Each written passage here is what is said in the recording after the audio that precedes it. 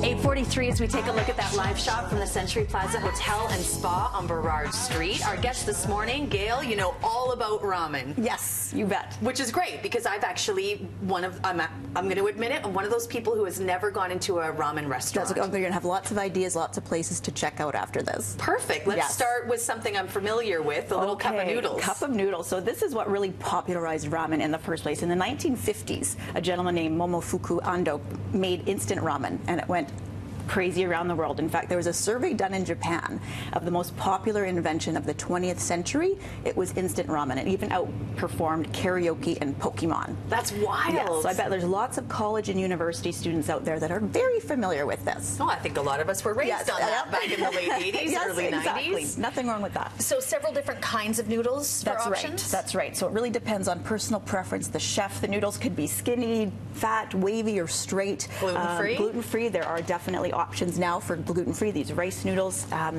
So lots of options, and then it's really the toppings where chefs get really creative. I mean, standard toppings are scallions, corn, and nori or dried seaweed, but you might see everything from kimchi to jellyfish. And I'm imagining when it comes to a broth, that's obviously something that would draw people into a particular restaurant. Yes, what are the various ingredients that we're dealing with? So ramen is very complex. So in Japan, there's literally dozens of regional varieties. So let me tell you about 4 basic types of ramen. So there's one called shio, and that's a sea salt base. We have miso, which is your fermented soybean, and shoyu is a soy sauce base. These would all be in a concentrated liquid form when the chefs are working with it. The 4th one is called tonkotsu, and that's a boiled pork bone broth. So those are their basic ones, but sometimes chef will actually mix the broths together. So it's complex. But and when you're saying, let's say you're a vegetarian, is the miso broth, are you then assuming that that's a vegetarian broth? Well, I wouldn't assume anything, but I would definitely go in and ask. There are lots of vegetarian versions out there. So I always defer to the waiters if I'm unsure of anything, get their advice, but definitely lots of options for vegetarians and some for vegans as well. Well, we can get to that. Maybe you can suggest one of the restaurants in town to go to. There are so many ramen restaurants. So many. I know you're not going to highlight one that is your all-time favorite, but a few that you recommend. A few, yeah. There's some of my favorites. So let's start with this one. This is from Jinya, several locations throughout Metro Vancouver. This is a spicy tonkotsu. So again, it's that boiled pork bone broth. It gets its heat and its color from chili oil.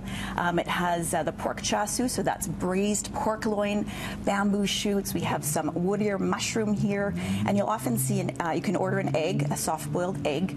If it has that slightly brownish hue, that's because it's been marinated in a soy and mirin sauce. So super common to see that. All right, and there it is if you're familiar with the storefront. Yeah, spicy tonkotsu. That's from Jinya. Moving on, this is a triple black garlic pork broth? Yes, so this is from Koika, a couple locations. Triple black garlic. So black garlic, this is garlic that's been aged in such a way that it actually goes through a chemical transition where it almost caramelizes.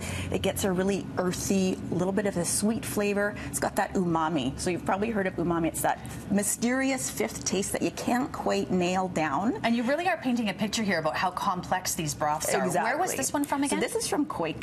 And so triple black garlic. So you see the black, and then it has the egg, the onsen egg, and pork chasu, and these are actually garlic chips. So you've got to be a garlic lover for that one, absolutely. All right, moving on to a 3rd restaurant that you recommend in Vancouver. So this is Taka. Now this is a classic miso ramen. I like this one because it's just smooth, simple. You know, sometimes you don't want to go too crazy with your ramen.